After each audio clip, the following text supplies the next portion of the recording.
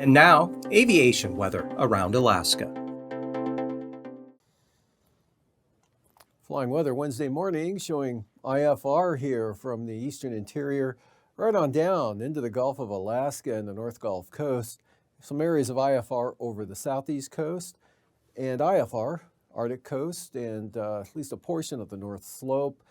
And some IFR in the southern slopes of the Western Brooks Range into the NOAA Valley, southern Kenai Peninsula, right on down in across Kuskokwim Bay. Marginal VFR for the Bering Sea with a fair amount of VFR showing up for the Aleutians. And then moving on to the afternoon, IFR here over the northwest Bering Sea here associated with that next system coming in, otherwise marginal VFR.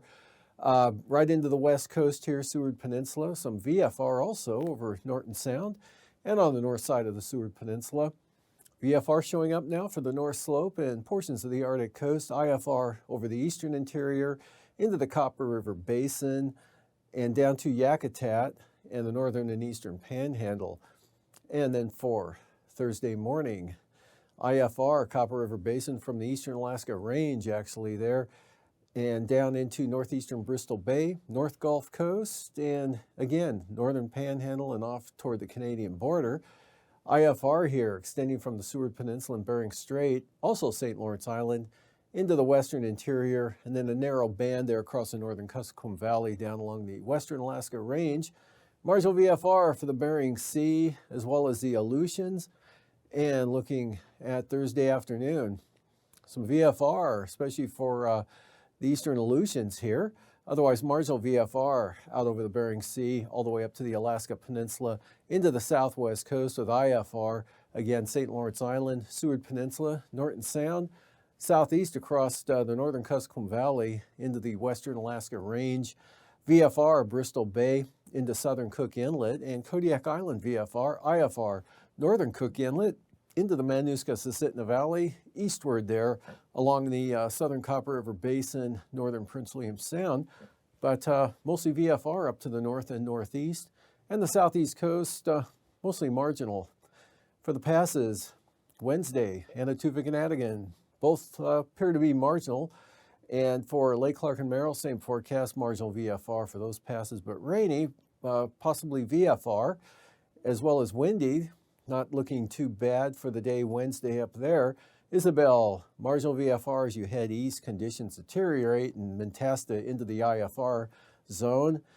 Antonita, marginal VFR, and Portage, marginal VFR as well. And looking at Chilkoot and White, another IFR day there.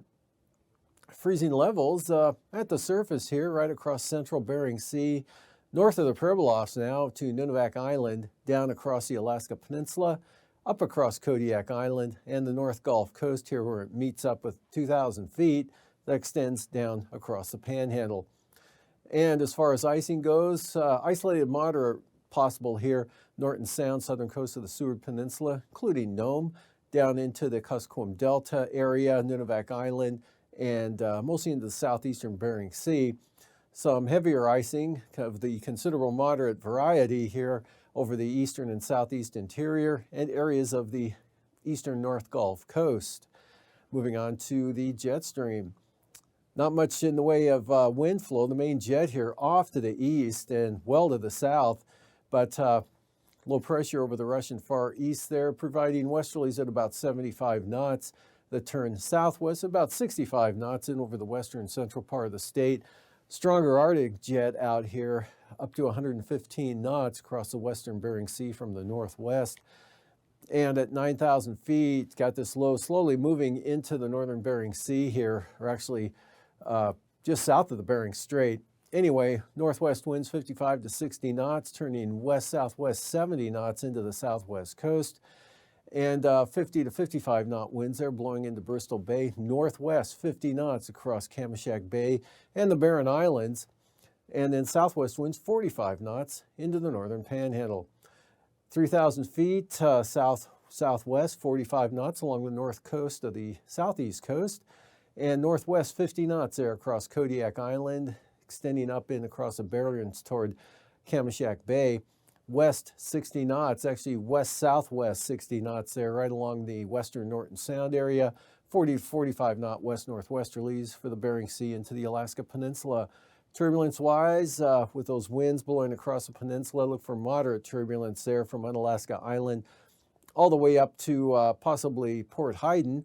And then southern Cook Inlet, Kodiak Island area, Kamishak, Kachemak Bay, moderate turbulence pretty likely. Also here along the Yukon Delta coast to the south coast of the Seward Peninsula, and Yakutat in along the north coast of the Panhandle, and also up there around Kotzebue Sound.